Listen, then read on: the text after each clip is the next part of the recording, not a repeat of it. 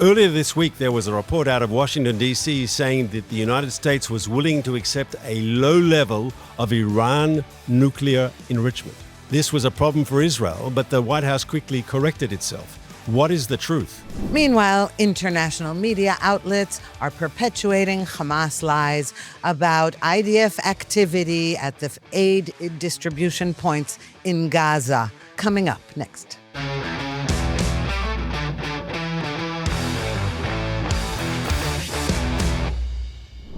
Welcome to another episode of Israel Undiplomatic. I'm Mark Regev, and I'm here with my co-host, Ruthie Blum. How are you today, Ruthie?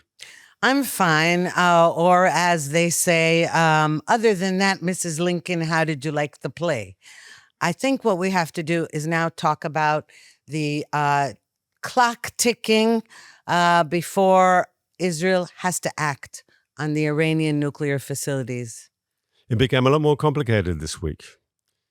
There was a lot of news out of Washington, some of it correct, some of it incorrect, some of it we don't know, about the Washington, America, Trump's negotiations with the Iranians. There was a story at the beginning of the week that said that Trump had agreed to low-level enrichment in Iran as part of a deal with the Ayatollahs. And that would have been, if true, would have been just a redress of the deal Obama signed, which of course Trump pulled out of because that was Israel's main. We had many complaints about the Obama deal, but the major complaint was that it allowed them to continue enriching uranium. And what's the trouble with enriching uranium? You use the same technology to enrich to low level for so-called peaceful purposes, and you spin them around those centrifuges a bit longer and you get to weapons grade. And by leaving them that capacity, basically, they agree voluntarily to put their military nuclear program in the freezer, but they can take it however they want. But as you and me know, that report, which was published, I think, on Axios, in the end was denied by the president himself, correct?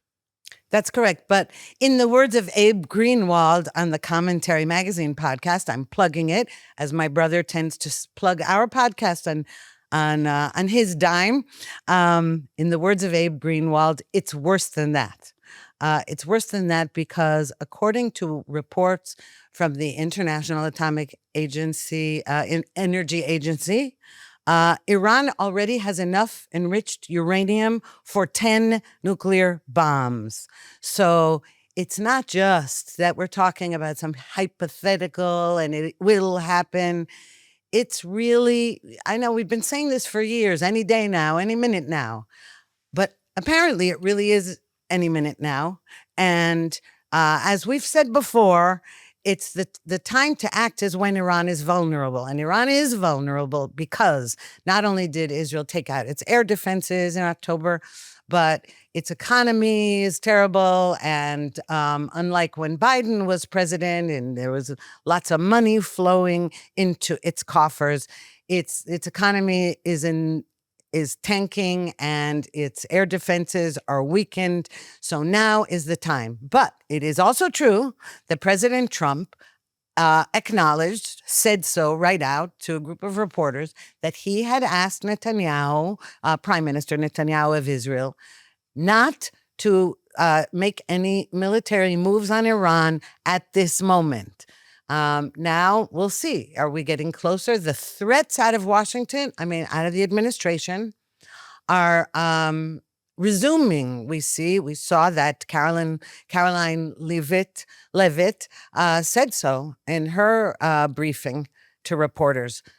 So we'll see. So I would just add another. I agree with you 100% when you say that Iran is mainly in its most vulnerable position that it has been for the last 30, 40 years since the Islamist revolution of 1979. That is correct. And I would add one other reason. You talked about the economy. You talked about Israel destroying their air defenses and their radar and their military vulnerable. Another important factor in their increased vulnerability is their proxy armies. They built these huge proxy armies, Hezbollah in Lebanon, the Assad regime in Syria, which was beholden to them, Hamas in Gaza and so forth. Why did they build this huge, let's say, proxy army of Hezbollah in Lebanon? Why did they put hundreds of millions of dollars in investing in rockets? It was just like the Soviet Union building missiles in Cuba. They wanted to be able to deter Israel by building a formidable force close to us, a force that would be on our border, a force that could theoretically be used against us when Iran thought it was the right time. That's now all been dismantled. It's not totally gone, maybe, but it's nowhere near the formidable force it was. And so for all those reasons, this really is a time that if one in Israel wanted to take out the Iranian nuclear program, it is the opportune moment to do so.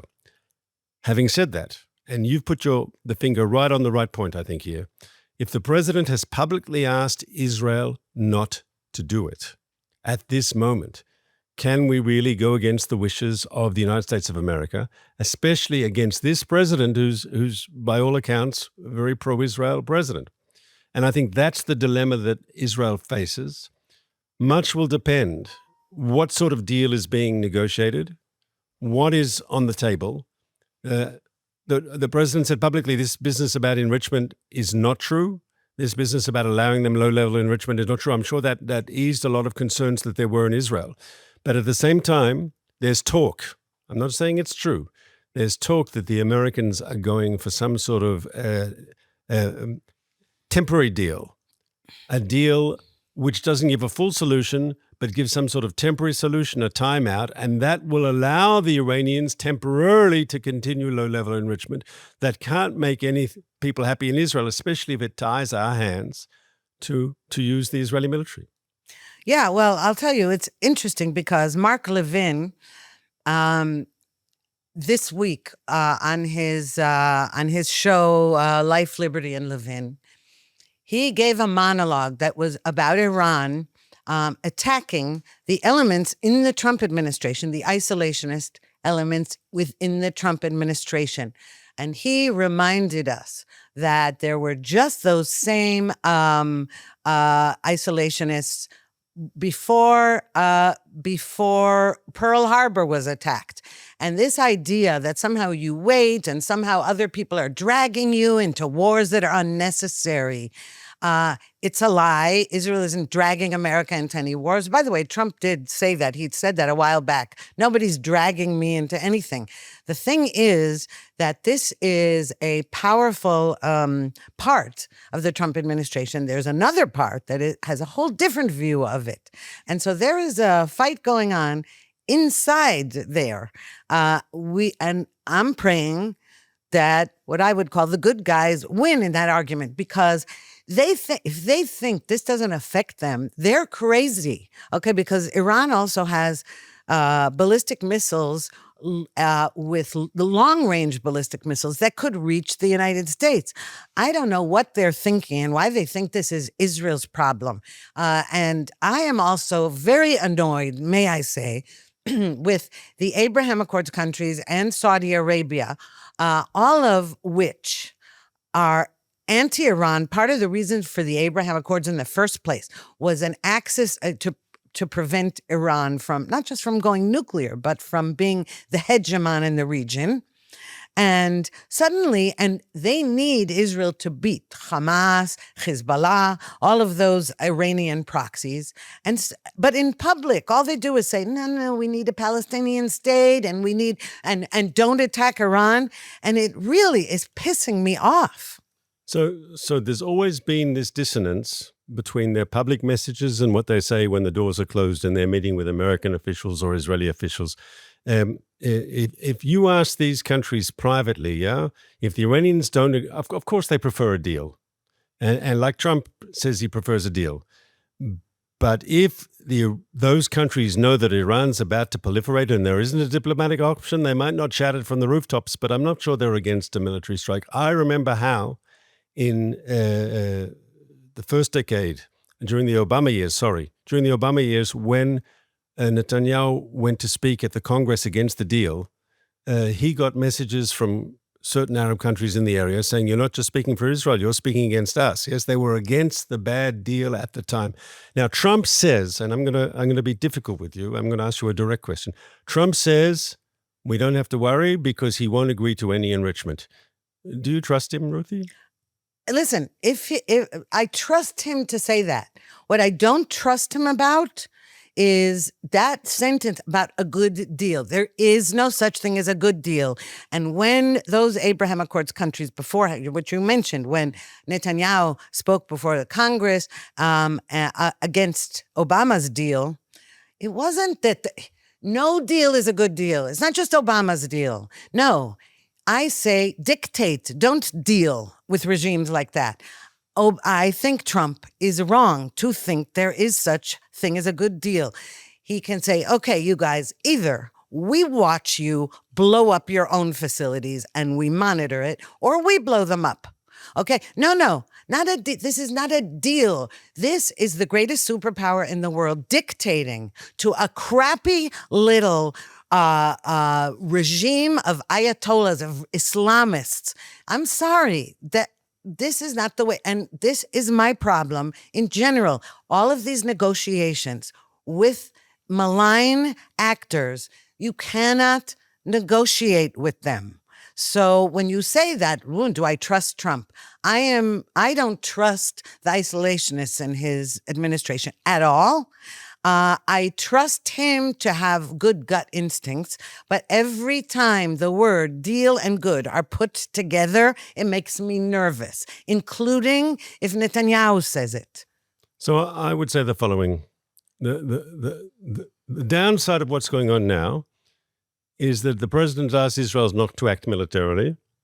Israel has to take that request very, very, very seriously. You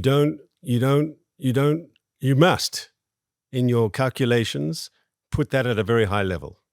It's not necessarily the be-all and end-all, but it has to be a crucial input into your decision-making process. The American president asked you, at the moment, it's not the right time to attack. So what can happen? First of all, we heard the Iranian supreme leader just this morning. I heard him on the radio, translated into English, of course. I don't speak Farsi. But he was saying we can never, ever give up on enrichment. Now, if President Trump is serious about what he said, that means there's not going to be a deal. And that means that he said one way or another, that means he goes to his second, less preferred option, which is a military strike. Either he gives Israel a green light and helps us, or it's a combined U.S.-Israeli military strike. And that's a lot of people in Israel, including people who are not just the government, outside the government. Some of the opposition people have said we've got to take out the Iranian. It's not necessarily an issue that divides the Israeli body politic. So far, at least, it hasn't. So that's one option, which is good. But if he gets a deal that does, and I agree, the probability is very low considering everything the Iranians said, but if he gets a deal which does deal with the enrichment, a deal that looks like the Libyan deal that was signed when Gaddafi was still in power, that actually does dismantle the program. And how did Trump say? He said, a deal that blows up, we can blow up these installations one way or another. If they peacefully blow them up, we'll be happy to. I agree with you that the probability is very low, but if that happens, I don't think we should be complaining either. That's putting it mildly. The probability is low. They're not doing it. They won't do it. It's just as Hamas is not releasing hostages. Hamas has to be defeated, has to be forced to release them, or they have to be freed. Hamas is not doing anything of its own free will in this respect. Neither did Hezbollah, and neither will Iran, and the Houthis also from Yemen. And while we're having this discussion, every day the Houthis are firing rockets. And by the way, a rocket was, missiles, I should say. Rockets is less, these are Houthi missiles. And then while the Houthis were firing on Israel yesterday, Syria woke up. We had rockets from Al-Qaeda, ISIS type forces in Syria. So it's like, hey, now when you're saying, I don't know what's going to happen, and you're right that it's clear Netanyahu is waiting for a green light from President Trump. And it's possible, between you and me and anybody else who's listening, it's possible that Netanyahu likes being held back. Because one thing we know about Netanyahu, aside from these false accusations that he's some kind of warmonger, he actually has always been extremely cautious. In my opinion, too cautious, including in this war in Gaza. Can I just add, there's a biography written by a left-wing journalist who works for Arutz of Netanyahu that's been published in English. And he's a critic of Netanyahu. And he says, yes, Netanyahu is has historically been very, very cautious in the way he used military force. Right. So what I'm saying is it's possible that Netanyahu likes having Trump, like saying, hold me back, because he's not crazy about the idea of doing this for Israel, doing it by ourselves or whatever, for whatever reason. But I'm not saying he doesn't have to listen to what the United States says. But my question is, okay, at what point do you say, well, look, this is a threat. It's a threat to the world, but it's a really an existential threat to the state of Israel. And at what point do you say, I'm sorry, President Trump, I have to override you because my country is at stake. Now, what I'm hoping, by the way, another possibility that we didn't bring up right now, is that behind the scenes, Netanyahu and Trump, or the administrations, people on both sides, are actually in cahoots with this good cop, bad cop, that they're in lockstep about how they're portraying all of this, that the United States is saying, wait, give us, and Israel is saying, we can't wait. It's possible that this is on purpose, and that all that baloney rift that everyone was talking about, again, the media, rift, and it's also from Axios, oh, there's a big rift. It's possible that that's on purpose to maybe put Iran to sleep to some extent, so that they're thinking that they're managing to pull the wool over Trump's eyes, and in fact, it's the other way around. Or maybe that's just wishful thinking on my part. You said before there are people in the administration who are more isolationists and people who are more in the Ronald Reagan sort of American global leadership type Republicans. And I'd say the following. It's clear that there's one man who'll make the decision, and that's the president himself. It's his call, and that's only right because he's, the highest elected official. He's the chief executive. He's the commander-in-chief. But I think also it's quite possible that Trump's position on this is moving. I mean, if he reaches a decision that the Iranians are just not negotiating seriously, right? After all that he has said, right? He's almost committed to act, and maybe to do that in cahoots with Israel is the best way for him to do that. We have to see how this plays out. If Netanyahu says, well, let's let him negotiate, even if Netanyahu agrees with you that negotiations go nowhere, if he wants American support for an attack, he needs the process to play out. And I think that's probably part of his strategy. That's probably part of his thinking. Right. But I'm saying something beyond that. Not that even if negotiations go nowhere, I don't want them to go somewhere. I think there shouldn't be negotiations. Well, there already are. Negotiation presupposes that you have two sides who are aiming. But that's a train, Ruthie, that's left the station. The Americans are negotiating. Okay. But what I'm saying is, I am going to repeatedly say this. I'm against it. Give it a chance, not a chance. The worst thing could happen is that Iran agrees to some phony deal. And it is phony because Iran is not going to uphold any deal, whatever the hell the deal is. So President Trump takes things personally. And I think that people in his inner circle should be translating from Farsi all the massive insults that have been coming out of Iran, out of the regime, from the Ayatollah, from the president of Iran, making fun of Trump, saying he's a liar. I think Trump needs to hear that because, one thing we know is that he takes things personally, and he does not take kindly to, crappy little despots daring to cross him. So that's my hope, because now I don't know whether we're going to attack those nuclear facilities or not. And we still have to win in Gaza, which brings us to Gaza, by the way. I think we really have to talk about that now. Another thing that came out of the White House this week, which is hardly routine, is we heard criticism from the White House spokeswoman, I should say, I presume.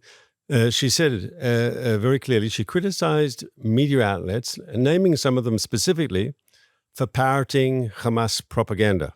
And it was specifically about this story in Gaza that 20, 30 people were killed by so-called Israeli fire outside the new humanitarian food distribution centers, the ones that are supported by the United States and Israel, the ones that are not controlled by Hamas. And this story that was put out by Hamas in Gaza, that was picked up and echoed and parroted by media, for the White House to come out and criticize this, we've been saying this show all along, since we started this show over a year ago. We've been saying that, Hamas is lies. You can't take the statistics put out by the Hamas-controlled Ministry of Health in Gaza. If you believe them, everyone who's been killed in Gaza is women and children, and Israel only hurts innocent civilians, and we do so deliberately, and we do so like all this war crime genocide narrative. And for the White House to come up and to specifically criticize international media, including American media, I should say, for parroting these sort of positions without checking their facts first, I thought was actually very, very, very interesting, and it broke a precedent. Oh, and it's not just that. Okay, she attacked the BBC for saying, for just spreading the propaganda. And Mike Huckabee, the U.S. ambassador to Israel, actually came out with a long official statement attacking several media outlets, the New York Times, AP, the BBC. He left out several as well, like Sky News. He not only said that they're buying into Hamas's lies about Israeli soldiers firing on the Gazans getting their food packages. It was actually any firing that was going on was from Hamas. But he blames the media for the huge explosion of anti-Semitism and made a direct connection between those media lies and the attack in Boulder, Colorado, where this Islamist threw Molotov cocktails on a peaceful march on behalf of the hostages, elderly people, one Holocaust survivor who was severely burned, and 3 weeks prior to that, the gunning down of 2 Israeli embassy staffers in Washington, D.C. by a Marxist, not an illegal migrant, but an American citizen who was a Marxist. Again, the marriage of the Red-Green Alliance and Mike Huckabee, good for him, called it out and made a direct connection between those things. Now, it's also important, we have to say, because I have to tell you, whenever I'm interviewed by foreign media outlets, the first thing they say is, well, how can we believe you? You won't let journalists in there. And how come we? I'm thinking, we won't let journalists in there, and you're saying, how can we? You're the ones showing that footage all the time. So how do you get that footage? And it's also very interesting how all the glossy articles of so-called starving Gazans on piles of rubble, interesting, these clear photographs on iPhones. Interesting. I wonder where they're charging their iPhones and their tablets, if they're all living under rubble. There is something really appalling. And by the way, when journalists were allowed in Gaza, many times in the past they have been, you think that the coverage is any different? But this brings me to... Can I just take it? Oh, yeah, go ahead. Go ahead. Go ahead. I want to address some of the issues that you spoke about. And of course... Okay. I think the Western media's parroting of Hamas's lines is a problem. I do believe there's a connection, because Hamas's lines are that Israel are barbarians and they're committing genocide and they're terrible people, and that obviously fits a narrative that can inspire extremists. Let's be clear about that. You can't say I just hate Israelis and then wonder why some Jews in Colorado are being targeted, right? It's clear that it's all interrelated, and I'd remind the viewers of our podcast, you only have to read the Hamas Charter to know that Hamas at its core is not just anti-Israel, it's a fundamentally anti-Semitic organization. Hamas says atrocious things, right? Jews responsible for the world wars, Jews corrupting. It's like openly an anti-Semitic document. And so to say that Hamas is not connected to anti-Semitism, it's just not true.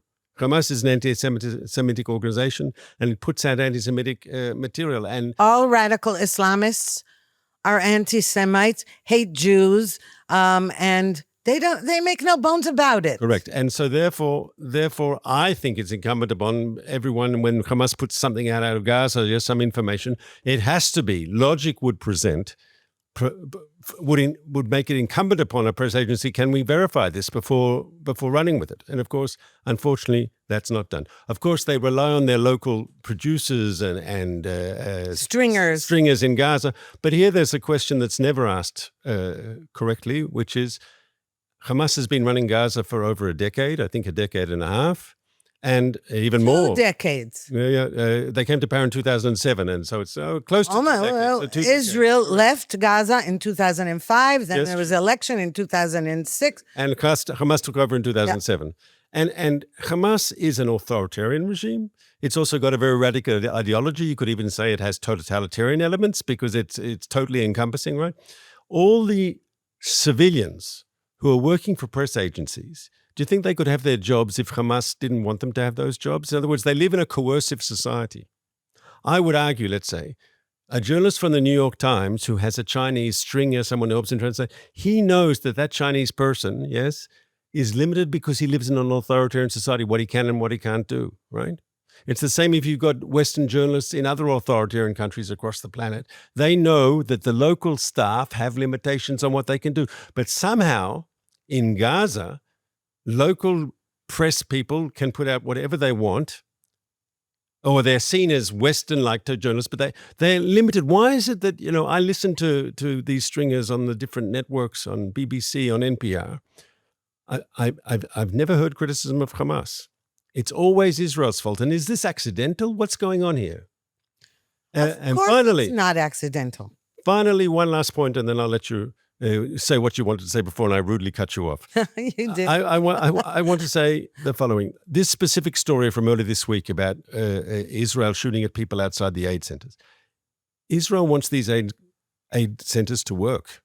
That's the bottom line. We've invested a lot together with the Americans in this whole new progress to build a system to give out humanitarian aid, which Hamas can't control and therefore can't use it to maintain its power in Gaza, to undermine Hamas's civil control of the Gaza population by removing them, for they're not handing out the aid through these organizations that they control directly or indirectly. Who has an interest in upsetting this? Who has an interest in this new project not working? It's clear. Hamas. But Israel is the one shooting to preventing outside these stations. It's clear that Hamas has an interest, and thank goodness we got the video to show it. Yes, but even a bit of common sense. Yes, would Israel have an interest in this new project failing? The answer is clearly no. But of course, common sense falls aside. It's not just that. It's that Israel. Why is the instinct of, let's say, you talk about these bleeding heart liberal media outlets. Not okay? my term. Yours. My term. Yes. You don't have to parrot my terms. Bleeding hearts. They care about the Palestinian people. The Palestinian people are getting food. They're getting food not through the terrorists who are terrorizing them as well. Yeah. These same outlets automatically see Israel, a westernized democracy, also full of liberals and a liberal media. Why is the instinct to believe a bloodthirsty terrorist organization over Israel? Why would that be your first thought? And I was thinking about Piers Morgan, for example, who has been extremely critical of Israel, to put it mildly, on his broadcast. And I was thinking like this: why does he always assume that the anti-Israel forces are right? And in everything else he talks about, he doesn't have that same double standard. So, for example, he's very obsessed with Meghan Markle and her treatment of the royal family. And she claimed the royal family was racist, and they say they're. He doesn't believe her. He does believe the royal family. And I'm thinking he won't even give Israel the benefit of the doubt when faced with these liars, killers, rapists. What is that?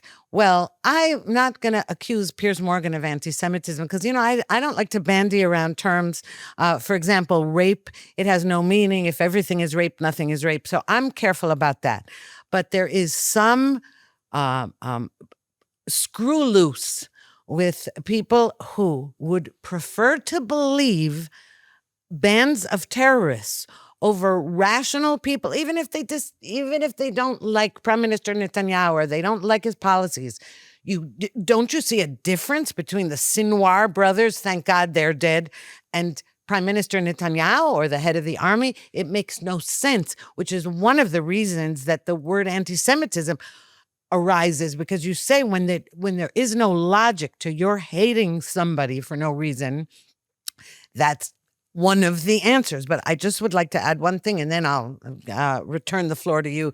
And that is the ex-Israeli prime ministers, generals, and members of the left-wing media in Israel who are also perpetuating the lie of genocide in Gaza. These are ex-generals who themselves fought wars.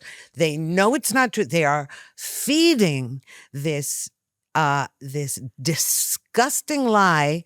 They are members of the protest movement, but they have gone so far. They're going around the world and being interviewed, like former Prime Minister Ehud Olmert, former Prime Minister Ehud Barak, not to mention former Defense Minister Moshe Ya'alon, going around and spreading what they are lies. It isn't true. And by the way, we're pretty crappy at genocide if the population has grown since October 7th, 2023, and not been completely decimated.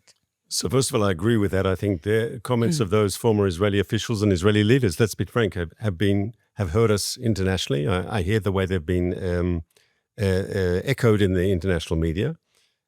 I would also argue, though, there have been comments by certain Israeli right-wing leaders that were used to say that Israel really wants to commit genocide, and look at the way they're speaking. And so I would also criticize those comments.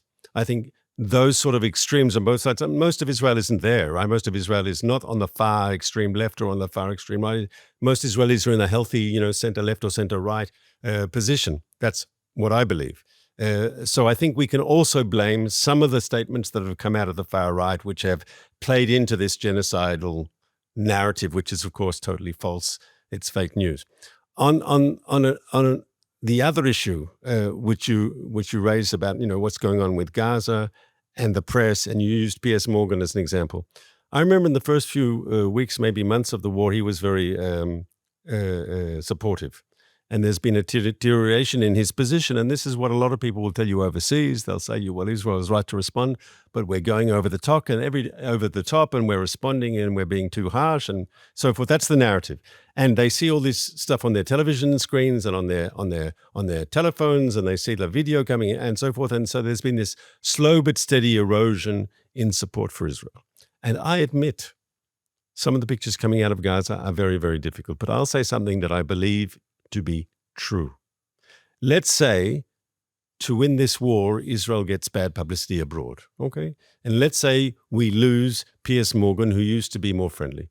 I would argue, as an Israeli, okay, we're fighting this war. This war is causing great difficulty in Israel. We've got the hostages and their families. We've got soldiers getting killed in Gaza who are fighting, right? We're on the incoming, as you said before, we're on the incoming receiving end of rockets from Syria and rockets from Yemen, from our Houthi friends, yes. Tourism is down. The economy is suffering. All these bad things are happening because we have to organize ourselves and we have to win this war, and that has to be the priority, yes? Win the war, get the hostages back, have a new reality in Gaza where Hamas no longer runs the show. That has to be achieved. If having a certain level of bad public relations abroad is part of the price we have to pay to win the war, I'm willing to pay the price. Oh, absolutely. I agree with that. We have to win the war. And I think one thing that Israeli history, if not Jewish history, but Israeli history for sure has shown is that when Israel is victorious, the levels of anti-Semitism go down, or at least open expressions of it. There is something about this, about losing, about defeat, that causes, I think that's why there was such an explosion on October 7th. Instead of sympathy for Israelis and Jews, hatred went up. And that's another reason why it's imperative for us to emerge victorious. And I'll finish, because we've come to the end of our time, I'll finish with an old sentence that needs to be repeated. I think it was Golda Meir who first said it. Golda Meir, Israel's first female prime minister. She was prime minister, I think, from 69 to 74, 1969 to 1974. She said, better a bad editorial than a positive eulogy. Excellent. See you next week, Ruthie.